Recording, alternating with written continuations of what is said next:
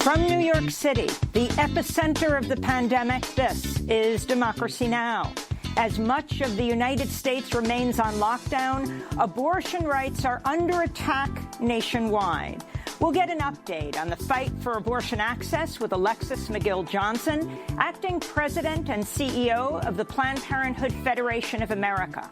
We'll also speak with the director and writer of a powerful new dramatic film called Never, Rarely, Sometimes, Always, that follows a 17-year-old girl as she travels from Pennsylvania to New York City to get an abortion without having to notify her parents.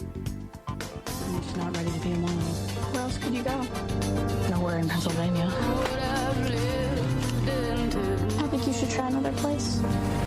Then President Trump dangerously suggests injecting disinfectants could help patients sick with the coronavirus.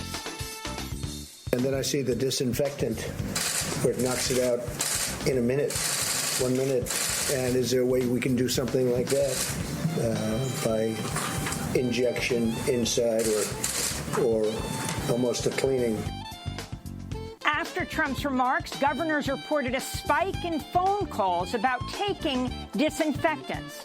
We'll look at what we know about the most touted drugs tested for COVID-19 with Tanya Lewis, Associate Editor for Health and Medicine at Scientific American. All that and more coming up.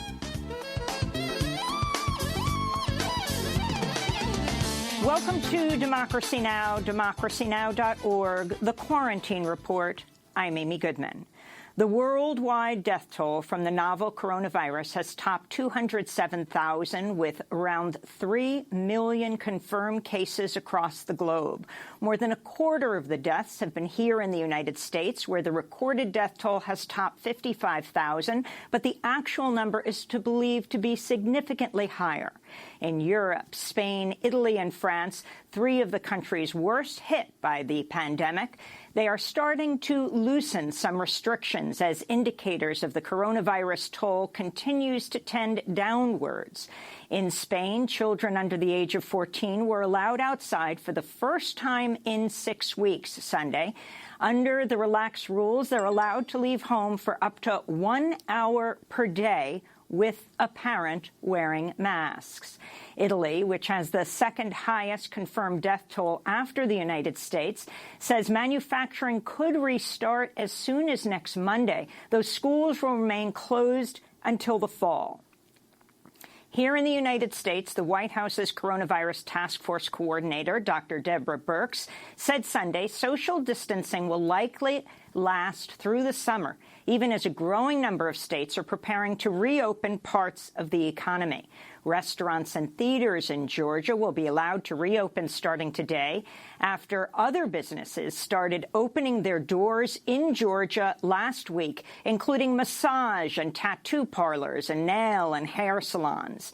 Some parts of Texas are also allowing restaurants to start serving eat-in dinners, as Governor Greg Abbott is expected to announce a further loosening of restrictions for the state today.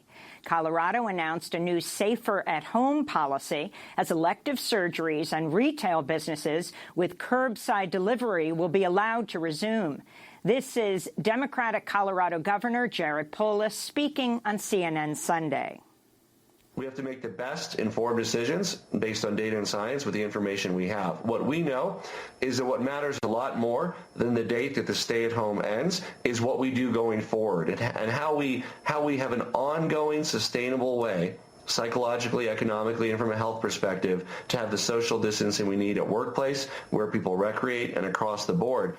Denver Mayor Michael Hancock, however, extended Denver's stay-at-home order till May 8th, saying more testing and tracing of the coronavirus is needed before reopening.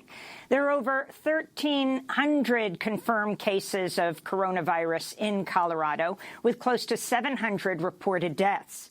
Here in New York, Governor Andrew Cuomo said construction and manufacturing in less affected parts of the state may be able to open after May 15th, when the state's lockdown order is set to expire. Meanwhile, Governor Cuomo warns New York will soon have to slash aid to local governments by over $8 billion while cutting state agency budgets by 10% unless Congress agrees to a bailout. Last week, Senate Republican Majority Leader Mitch McConnell drew outrage from governors around the country when he suggested state governments should declare bankruptcy rather than receive hundreds of billions of dollars in federal aid. The Centers for Disease Control and Prevention updated its list of possible symptoms for the novel coronavirus this weekend to include chills, repeated shaking with chills, muscle pain, headache, sore throat, and a loss of taste or smell. Doctors around the country are reporting an alarming number of young and middle-aged people infected with COVID-19 have been dying of strokes, including those who barely presented other symptoms of the disease. In Oakland, California, video showing outreach workers for the city's unhoused population pinned to the ground and arrested by police has prompted outrage. The outreach workers, who are themselves unhoused, have been distributing water, food, and supplies to those in need. Police later admitted they thought one of the targeted individuals, a black man, matched the description of a suspect in a local crime. The fallout continues from President Trump's dangerous suggestion last week that injecting disinfectants could help patients sick with COVID-19. Governors and other state officials around the country have reported a spike in phone calls about taking disinfectants after Trump's remarks Thursday. This is Maryland's Republican Governor Larry Hogan speaking on ABC News. When misinformation comes out, or you just say something that pops in your head, it does send a wrong message. And we had hundreds of calls come into our emergency hotline at our health department asking if it was right to ingest Clorox or alcohol cleaning products, whether that was going to help them fight the virus. So we had to put out that warning to make sure that people were not doing something like that, which would kill people. Trump attempted to walk back his comments Friday, saying he was being sarcastic. He suggested on Twitter this weekend that he might stop holding daily coronavirus briefings following the recent backlash, saying they're, quote, not worth the time and effort. Meanwhile, the FDA had to issue warnings against people self-medicating with anti-malarial drugs chloroquine and hydroxychloroquine Friday after multiple deaths and poisonings were reported. President Trump has repeatedly touted these drugs, telling Americans to try it. The World Health Organization is cautioning governments against issuing so-called immunity passports, warning there's no evidence people who've recovered from COVID-19 are immune to reinfection. Chile has said, however, it will move forward issuing certificates to people who've recovered from COVID-19, allowing them to resume work. On Saturday, thousands of people took part in a Cancel the Rent car protest around the country. The action was organized by the Party for Socialism and Liberation. This is a protester speaking in Los Angeles. Democrats and Republicans pass legislation which bail out the banks and not the people. And that's why we're here today. They've been telling us for years, that we don't have the money, that we don't have the power to bail out the people. But somehow, in crisis, when the economy has to shut down, when capitalism has to take a back seat, the workers become the essential class. Activists have been calling for a moratorium on rents for the duration of the coronavirus crisis. As unemployment numbers continue to surge, President Trump signed off on the latest $484 billion coronavirus relief bill Friday, but neither of the relief bills passed so far includes any assistance for people struggling to pay rent. The Congressional Budget Office is projecting unemployment rate in the U.S. will remain high for at least the next 18 months as the U.S. recovers from the pandemic. The unemployment rate is projected to be at 10% at the end of 2021, higher than other times, and a small correction, higher than the Great Recession of 2008, and is expected to be between 14 and 16% through the fall of this year, though some analyses of the true rate of unemployment put that number much higher. And a small correction from above, there are over 13,000 confirmed cases of coronavirus in Colorado, with close to 700 reported deaths. In Washington state, 111 workers at a Tyson Foods meat processing plant have tested positive for COVID-19. It's the latest in a series of outbreaks which have forced the closure of 15 U.S. meatpacking plants operated by Tyson, Smithfield, and JBS, which have slashed U.S. meat production by at least 25%. Meanwhile, an industry trade group in Delaware says a major poultry processor recently killed 2 million chickens and disposed of their carcasses after labor shortages left it unable to process the birds for the market. John Tyson, chair of the board of Tyson Foods, warned in a full-page ad in several newspapers Sunday, quote, "The food supply chain is breaking." New evidence has surfaced that may help corroborate a claim by a former staffer of Joe Biden who says he sexually assaulted her in 1993. Tara Reade publicly accused Biden just last month, but says she first told her mother and a few others about the incident shortly after it happened.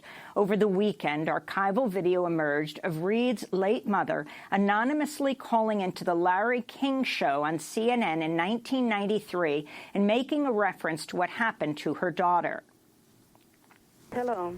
I'm wondering what a staffer would do besides go to the press in Washington.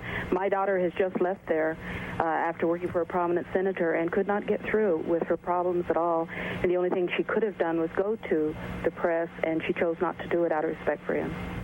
Or she had a story to tell, but out of respect for the person she worked for, she didn't tell it. That's true. Tara Reade has confirmed the voice of the caller was her mother, who died in 2016.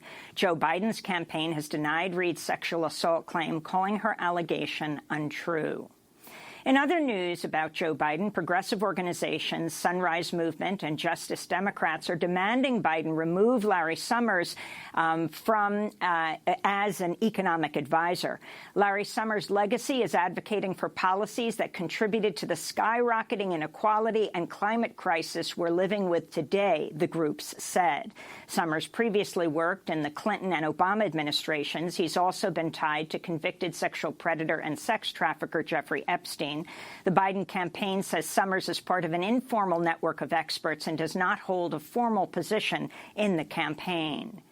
In Texas, the last remaining patient from the mass shooting at an El Paso Walmart last August has died. Guillermo Garcia and his wife were both shot multiple times during the rampage, but his wife survived. Shortly before the massacre, Patrick Cusius published a racist online manifesto echoing President Trump's rhetoric about invasion of immigrants. In Saudi Arabia, renowned human rights advocate Abdullah al-Hamid has reportedly died in jail. Al-Hamid co-founded the Saudi Civil and Political Rights Association and was awarded the 2018 Right Livelihood Award. He'd been in prison since 2013 for his activism and had been in a coma after having a stroke earlier this month.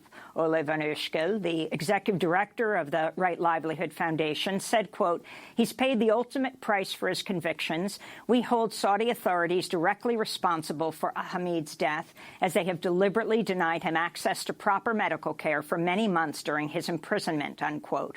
The news comes as Amnesty International reports Saudi Arabia executed 184 people last year, a record for the country.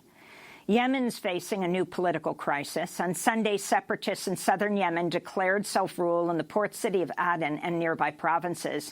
The separatists have the backing of the United Arab Emirates. The Saudi-backed Yemeni government blasted the move, warning of dangerous and catastrophic consequences. The two factions had been on the same side in the U.S.-backed war against the Houthi rebels. This comes as the United Nations is attempting to secure a nationwide truce in a bid to contain the coronavirus. Brazil's powerful justice minister has resigned, accusing far-right President Jair Bolsonaro of illegally firing the federal police chief. Sergio Moro became the 8th cabinet member and the most high-profile to depart in the 15 months since Bolsonaro took office.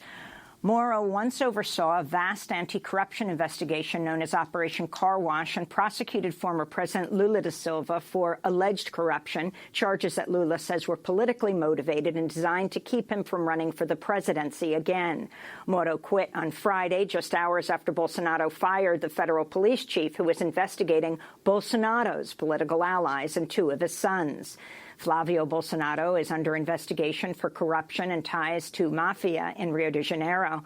Another son, Carlos Bolsonaro, is charged with leading a criminal fake news racket that's made threats against political opponents while spreading defamatory misinformation. This all comes as President Bolsonaro faces widespread criticism for minimizing the dangers of the coronavirus outbreak. The death toll in Brazil has topped 4,000, and hospitals report being overwhelmed with sick patients. In environmental news, new research finds populations of land-dwelling insects around the world have plummeted by about 25% over the last 3 decades. Publishing in the journal Science, German researchers blame the drop in arthropods on a critical loss of habitat driven by urbanization and deforestation. And those are some of the headlines. This is Democracy Now!, democracynow.org, The Quarantine Report. I'm Amy Goodman. As the coronavirus continues to spread and much of the United States remains on lockdown, abortion rights are under attack across the country.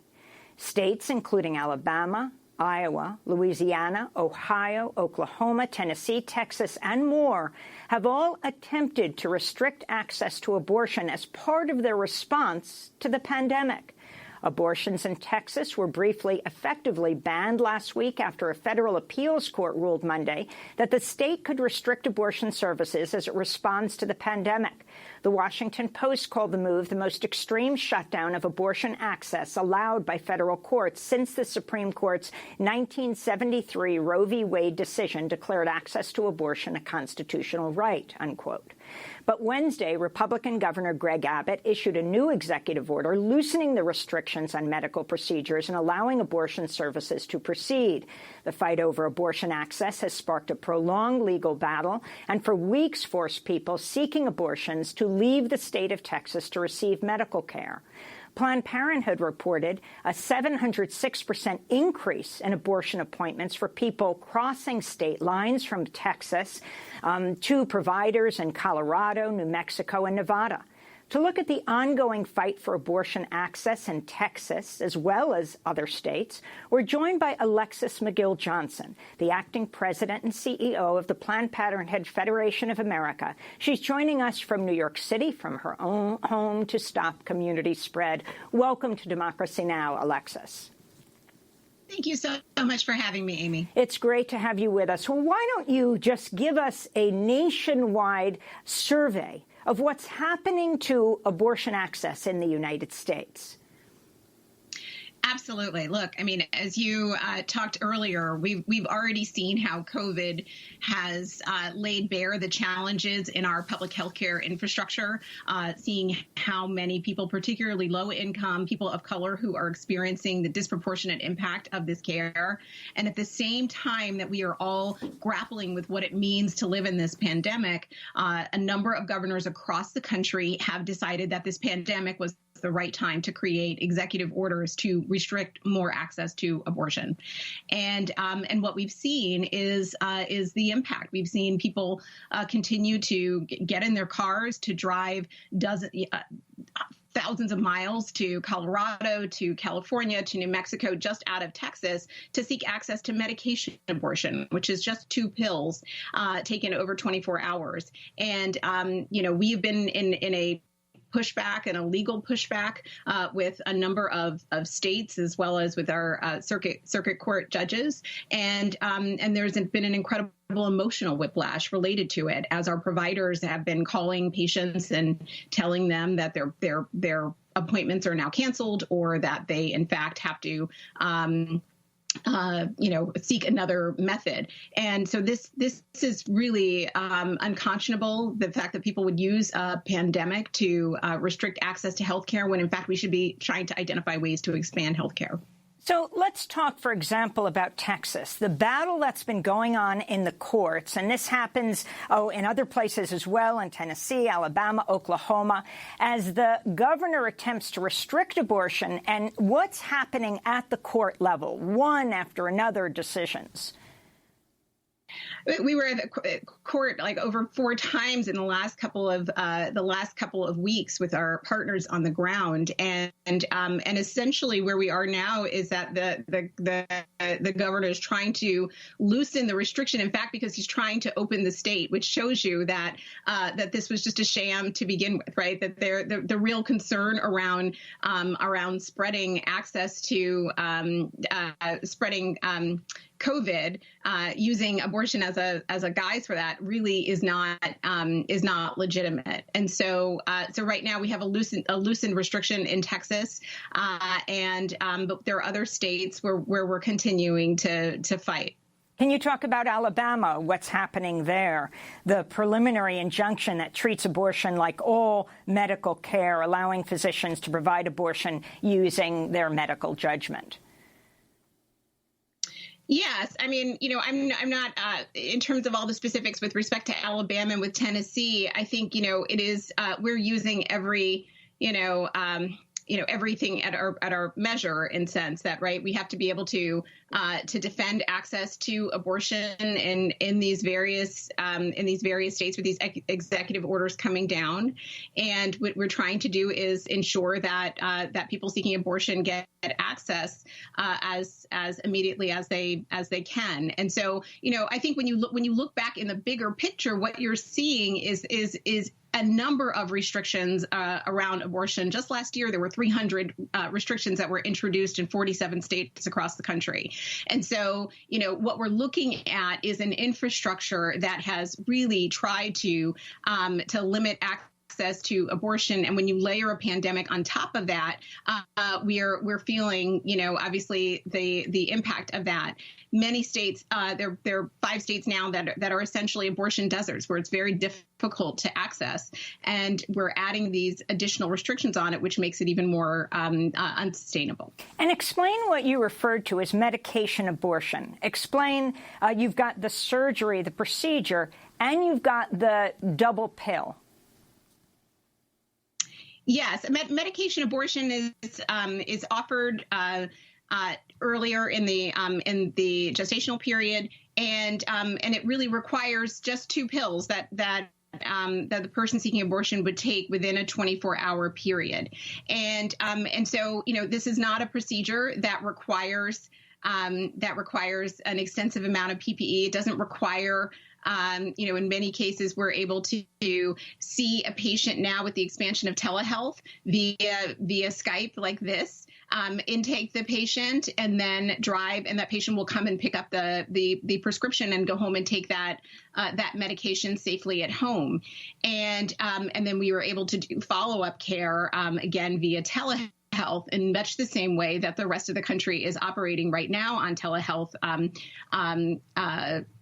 telemedicine. And so, what we're seeing is our patients are driving, again, 1,000 miles. Think about this. Women are the majority of healthcare workers. We're the majority of people's homeschooling right now. We are the majority of essential workers. Our bodies have literally been deemed essential, and yet our bodies, the control of our bodies and the right to control our own bodies has not. And so we're seeing them drive thousands of miles to get 2 pills and then get back in a car and drive another 1,000 miles back home through these various states in ways that are incredibly unsafe. Alexis McGill-Johnson, you co-authored a piece for Essence magazine last week, headlined, "Your job is deemed essential, but your abortion is not. Black, low-wage women in Texas are being robbed of their humanity." In it, you wrote, quote, "Non-white women are more likely to hold jobs deemed essential than any other demographic. Even though your job has been deemed essential, your humanity, your ability to earn a living wage, your ability to access health care, pandemic or not, is not.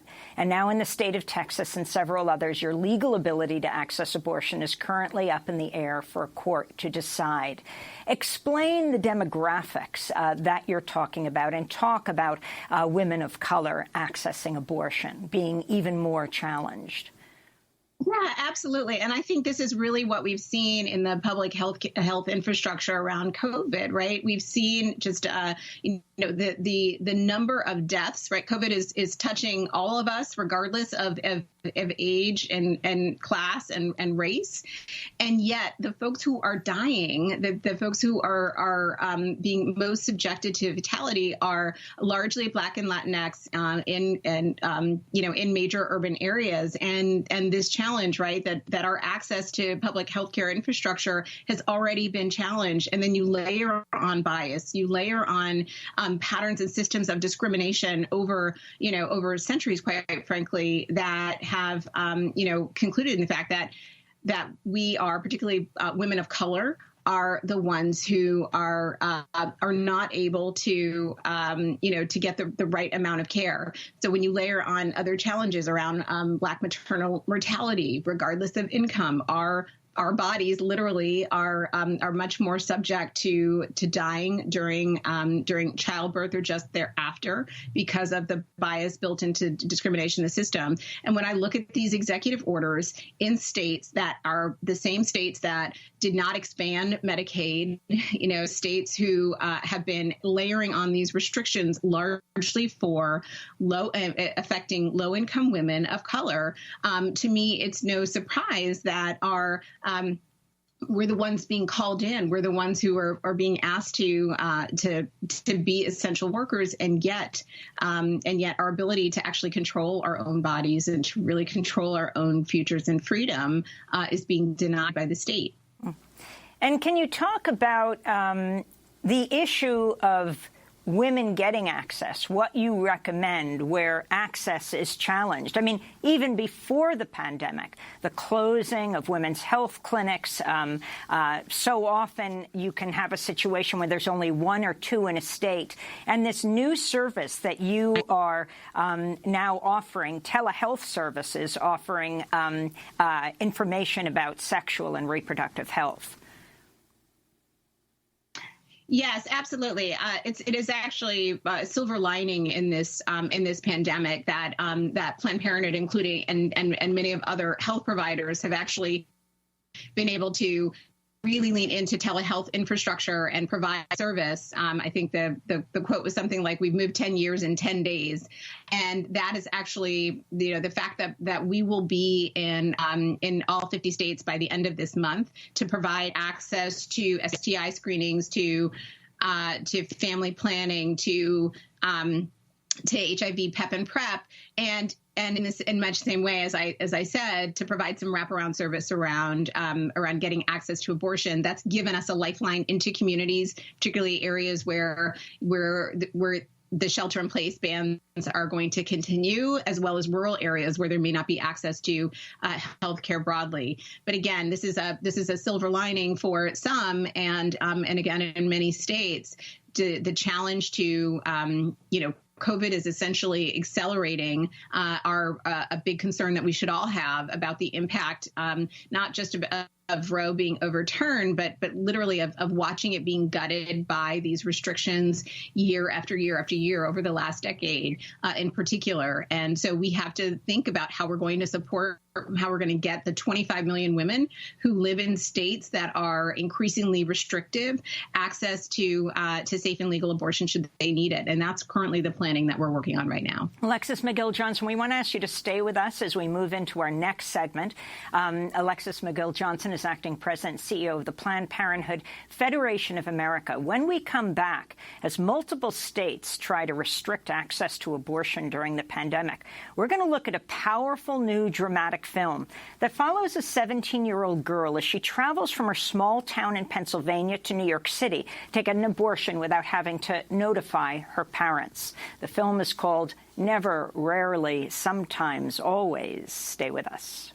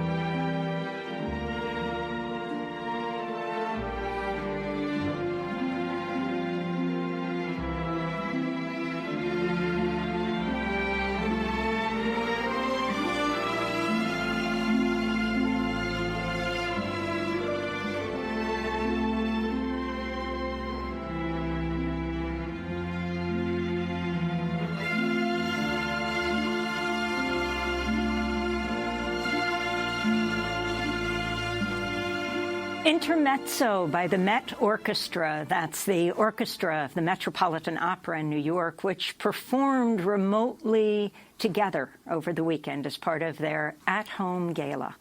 This is Democracy Now!, democracynow.org, The Quarantine Report. I'm Amy Goodman. As multiple states try to further restrict access to abortion during the pandemic, we're turning now to a powerful new dramatic film that follows a 17-year-old girl as she travels from her small town in Pennsylvania to New York City to get an abortion without having to notify her parents. Autumn Callahan is played by Sydney Flanagan in an incredible debut performance. This is the trailer for Never, Rarely, Sometimes, Always. I didn't see you at school today. I went to the doctor. What's wrong? Girl problems. Don't you ever just wish you were a dude? All the time. This is the most magical sound you will ever hear.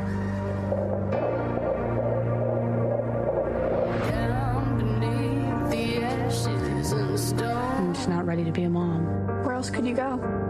Nowhere in Pennsylvania. I think you should try another place.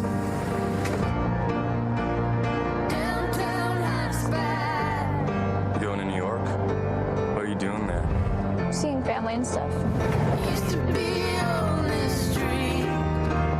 Who came with you today?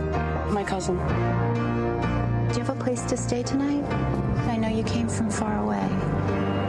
I'll figure it out. This area's closed. Cannot sleep here. Where's the rest of the money?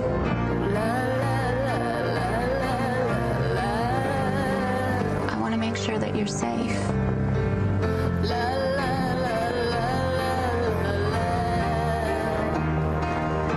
I know this is hard.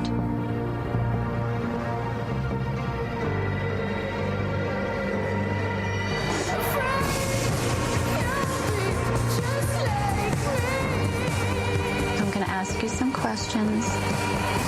They can be really personal. Just answer either never, rarely, sometimes, or always.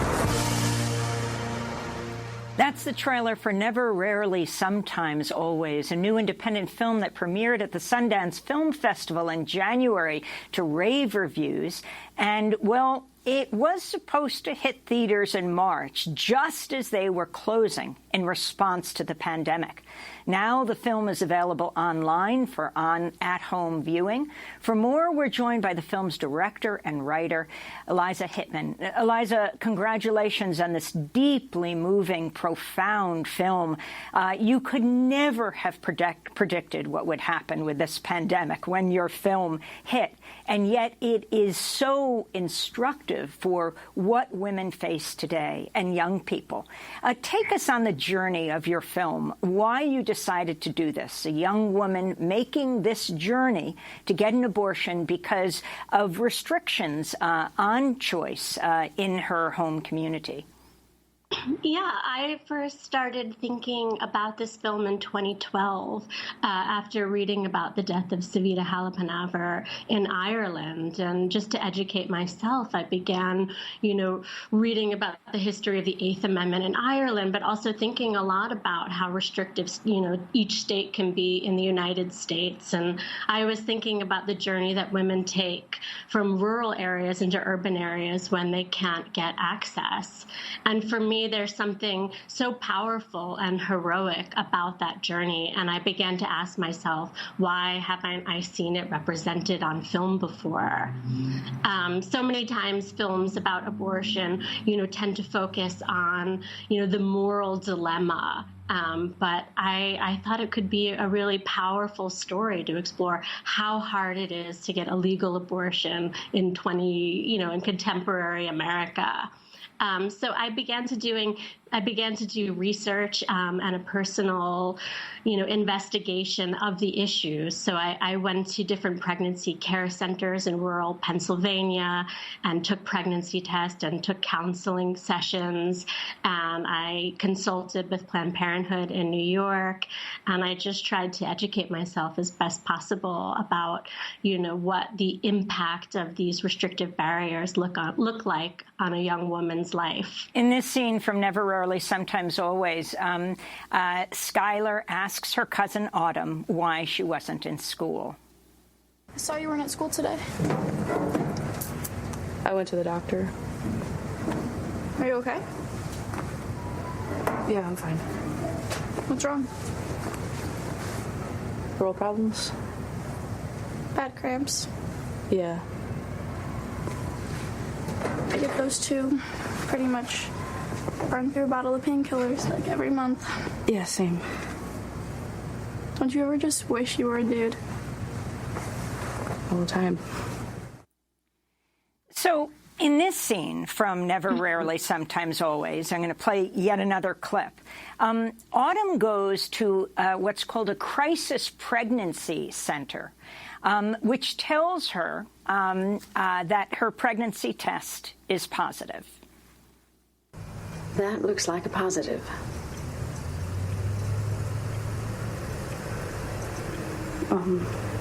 If it's positive, is there any way it could be negative?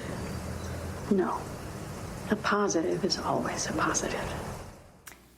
So, Eliza Hittman, talk about this so-called pregnancy crisis center that Autumn finds in her town. Yeah, I really wanted to put myself in the shoes of the character, and I asked myself, like, if I lived in this small town and I chose a town, what would I have access to if I was a young woman in crisis? And I went into the local pregnancy care center, and, I signed in and I took a test, and, I really, went through the dialogue that the character goes through in the film.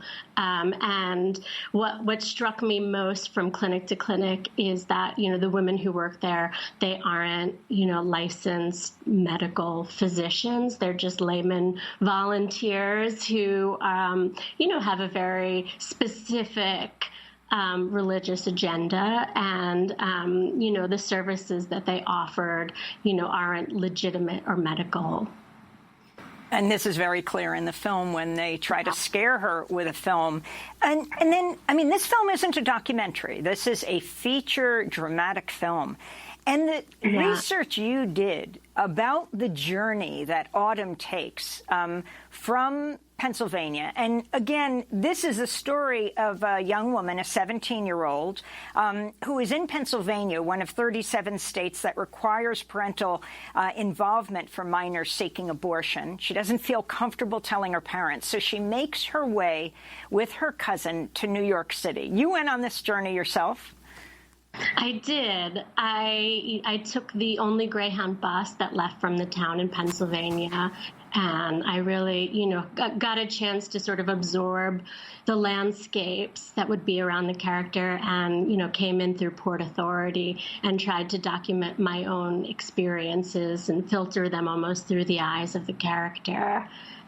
Because it was important for me, that the film be grounded in authenticity and credibility. And I didn't want to just sort of write from what I had read online or in books, and wanted to have a firsthand experience with the issues that the film explores. Now I wanted to go to a clip that, brings in the title of your film, Never, Rarely, Sometimes, Always. You actually filmed this at the Planned Parenthood Clinic in New York. Here, a Planned Parenthood Clinic staff member in New York City, a woman who plays her, asks Autumn a number of questions about her life. All right, so I'm going to ask you some questions. They can be really personal, and all you have to do is answer either never, rarely, sometimes, or always. It's kind of like multiple choice, but it's not a test. Okay. Okay. In the past year, your partner has refused to wear a condom. Never, rarely, sometimes, always. Sometimes. Okay. And your partner messes with your birth control or tries to get you pregnant when you don't want to be. Never, rarely, sometimes, always. Never. Okay. Your partner's threatened or frightened you. Never, rarely, sometimes, always. Why are you asking me this? I want to make sure that you're safe. Your partner's threatened or frightened you? Never? Rarely? Sometimes? Always? Rarely. Okay. Your partner has hit you, slapped you, or physically hurt you? Never? Rarely? Sometimes? Always?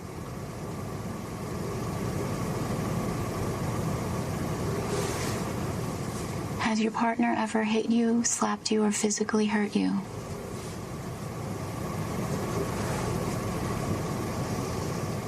Is someone hurting you? It's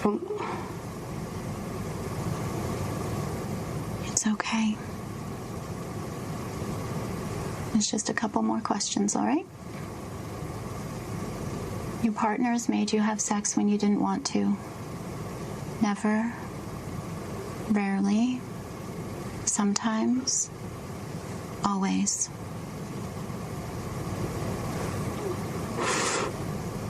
It's okay.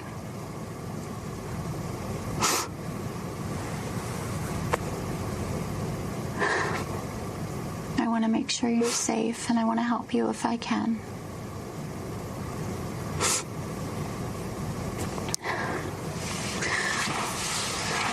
I have just one more question for you, okay, Autumn?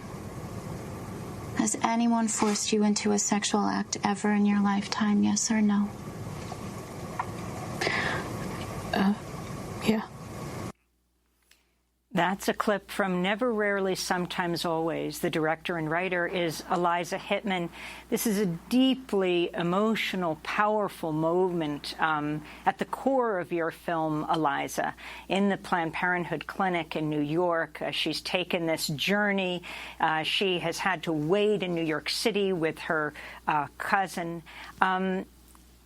Talk more about what the dangers that young women and any woman faces if they can't be in their own town and do a film, and the core of this moment. For me, this character has been, navigating these very deeply complex, personal, intimate issues alone. Even though her cousin is with her, and she has, support, of a friend and a peer who's non-judgmental, the core of what she's dealing with alone. And this is, a pivotal moment in the film, where in, the safety of a counselor's office, she breaks down from the journey of what she's been through. And I think that when, women don't have access, when they don't have proper sex education, when they don't have resources and money, they are, left to navigate a very complex, bureaucratic, legal system, reproductive system alone. And this is, an important moment in the film. And she's crumbling. We shot that scene in Margaret Sanger, with the generosity of Planned Parenthood allowing us to use their facilities. And actually the counselor who's acting with her in the scene is a trained counselor who trained at Planned Parenthood, but I met at Choices Clinic in Queens. And Alexis McGill-Johnson, before you go, have you gotten an increased number of reports of women having to travel these long distances, or any specific story in this country of what's happening to women right now? Yes, absolutely. And, I think that what Eliza has done here in bringing this film to life through narrative is so reflective of what we've seen, not just in the last few weeks around these executive orders, but what we've really honestly been seeing over the last few years as these restrictions go into place in these various states. And whether or not, while many of them are being appealed, there's still a tremendous amount of confusion around the restrictions. We're seeing women who, have to find childcare. They have to, do exactly as Autumn does, find a friend who will travel with them, will go the journey, who may not have the resources to pay for the procedure, much less, pay for a hotel room. And I think that challenge of what we're seeing is being more intensified over the last month with these executive orders. And, Eliza could not have predicted that art would imitate life so quickly. But it's such an important film for us to really grapple with the amount of restrictions that women are facing. Will send more and more women to having later abortions because of their fear right now of going to hospitals or being told that that abortion is not essential. Yeah, absolutely. And we saw it just in Louisiana as you know, the Supreme Court is reviewing a case right now. And I talked to a woman who very similarly went to a crisis pregnancy center, was promised over and over again that they would help her get access to an abortion, and pushed her much later into her pregnancy until a point where she had to seek a surgical abortion. And so the stigmatization, the shaming of women, not just of providers and organizations like Planned Parenthood, shaming women around their need to seek an abortion, I think is also something really important and powerful that this film really brings out. Finally, Eliza Hittman, can you talk about what it means for this film to come out now? I mean, you expected, movie theaters around the country to be running this film. It has just had rave reviews, hundreds and hundreds and hundreds of reviews. And yet it comes at this time. In one sense, it may mean access to more people all over the globe seeing it. Also at a time when the film festivals, one after another, are being canceled, or it looks like they might be, from the Toronto International Film Festival to the Sundance Film Festival. What does this all mean for you as a director and a writer? A different kind of access. You're having Q&As online, virtual meetings with young women around the country. I watched one when you were talking to young women in Utah that was run by the Planned Parenthood there. Mm-hmm. We didn't expect theaters to shutter in the middle of our, in the beginning of our theatrical release, but we had to pivot and, think about how the film could still reach audiences at this very pivotal, this very vulnerable moment. And because of, everything that's happening in the states that we talked about, we felt like it was an opportunity to try and push the film, into the homes of young women who might be like Autumn, who are, very much alone with this issue and without access. So, the film's urgency tragically increases, and we hope that people are able to access it online, and we are doing a lot of grassroots outreach with Planned Parenthood and an organization called CineReach to make sure that young people can see it, because they are the audience that I made the film for. Well, Eliza Hittman, congratulations on this film, hitting at a very, to say the least, unusual time. But a film like this, critical to be seen at this time. Eliza Hittman is writer and director of Never, Rarely, Sometimes, Always. And I want to thank Alexis McGill-Johnson, acting president and CEO of Planned Parenthood Federation of America. This is Democracy Now! When we come back, we look at what's being tested now. What are the drugs to deal with COVID-19? What should we understand this coming as the fallout from President Trump suggesting that maybe disinfectants should be ingested or injected into the human body? A very dangerous suggestion that now poison centers around the country are having to deal with. Stay with us.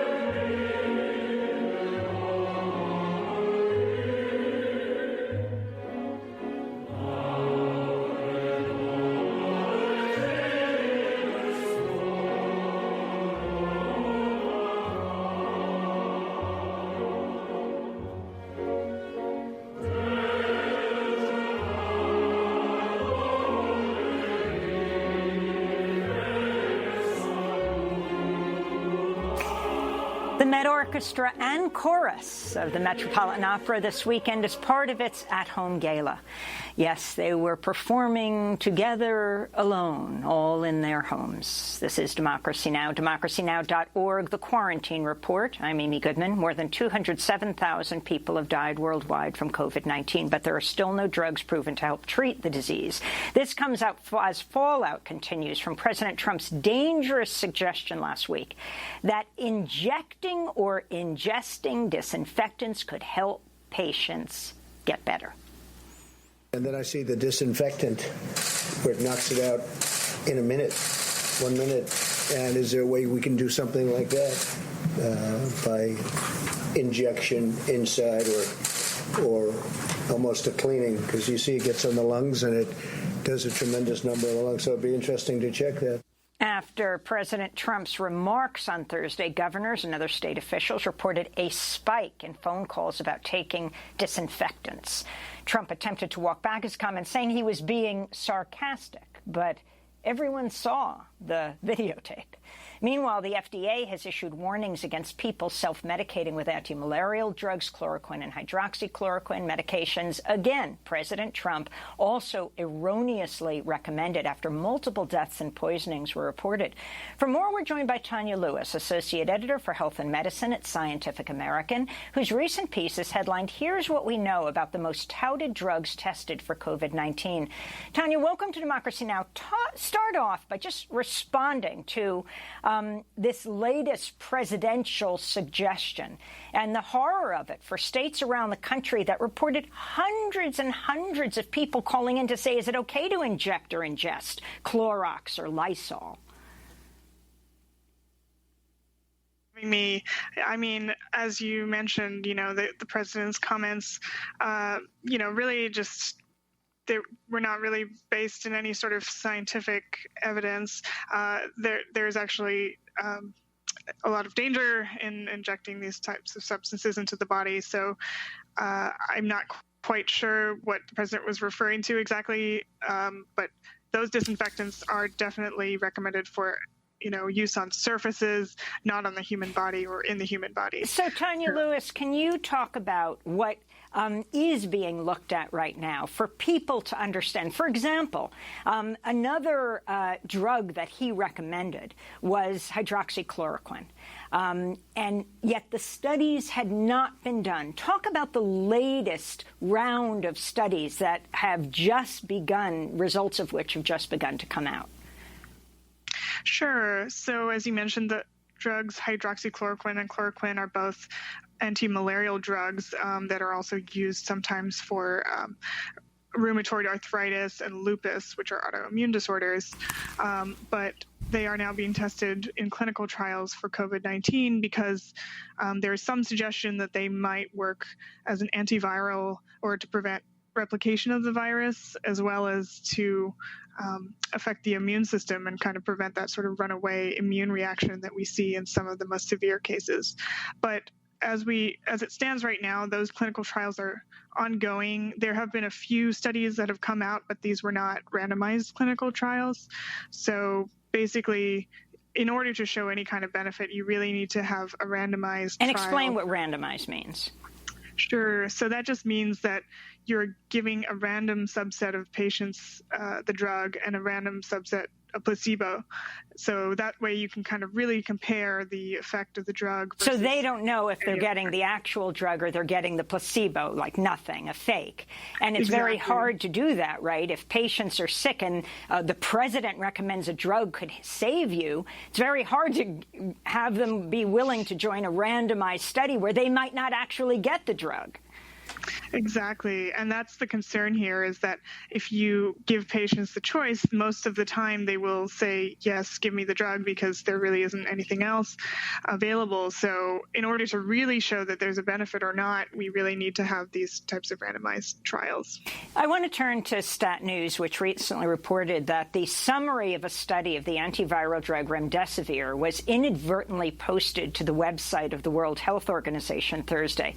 According to the results, results, which were quickly removed from the site, the drug, quote, failed to speed the improvement of patients with COVID-19 or prevent them from dying, unquote. The drug's manufacturer, Gilead Sciences, which President Trump has also touted, refuted the results, saying the data suggested a potential benefit. World Health Organization spokesperson Daniela Boghozi told Stat News a draft manuscript was provided by the authors to WHO and inadvertently posted on the website and taken down as soon as the mistake was noticed. The manuscript is now undergoing peer review, and we're waiting for a final version before WHO comments on it. Tanya Lewis, talk about remdesivir and what we know so far. Sure. So remdesivir is another antiviral drug that is supposed to work by interfering with the virus's replication. And it was originally developed for Ebola, but was later they decided not to use it because it wasn't as effective as some of the other treatments. But it was found to be effective against many other coronaviruses like SARS and MERS in mice and in cell culture. So this is a potentially promising candidate, but as you mentioned, some of the early data that was leaked may suggest that it may not have much of a benefit and may not decrease the risk of death. Of course, I have to say that those data have not yet been made widely available and are not, peer-reviewed and vetted. So it's hard to sort of comment on that data without seeing the full data, but we'll just have to wait and see in the coming weeks when the official data is released how effective it really is or not. If you could talk about what convalescent plasma is. Sure. So that's another potential treatment that is being tested. It's basically when you take the blood plasma, it's everything except for the red blood cells. And you take the plasma from somebody who's recovered from the disease, in this case COVID-19, and put that plasma into a patient who's currently battling the virus. And then the idea is that the antibodies from that first patient will help the current patient sort of fight off the virus. But this is still, again, fairly preliminary. There are some trials going on now. And at this point, we'll just have to kind of see, but it's a potentially promising avenue of treatment. And can you, in the last 30 seconds we have, talk about the FDA now just approving home kits. Now, are these for COVID-19 just to test if you have it, or are they for antibodies? So there are actually both kinds of tests. The ones that I'm more familiar with are the RNA or PCR-based tests, which are basically to tell whether or not you currently have COVID-19. And just to clarify, these at-home test kits are actually test collection kits. So you just collect a sample with the nasal swab and then send that off to the lab to be tested. And the reliability of this? We have 10 seconds. Sure. So it's, at this point it's pretty early, but we think that they are fairly reliable. But again, there's always a risk that if you're not swabbing correctly, maybe you would have a false negative. Well, Tanya Lewis, I want to thank you for being with us, Associate Editor for Health and Medicine at Scientific American. We'll link to your piece. Here's what we know about the most touted drugs tested for COVID-19. And that does it for our show. Democracy Now! Is working with as few people on site as possible. The majority of our amazing team is working from home. I'm Amy Goodman. This is the Quarantine Report. Thanks so much for joining us.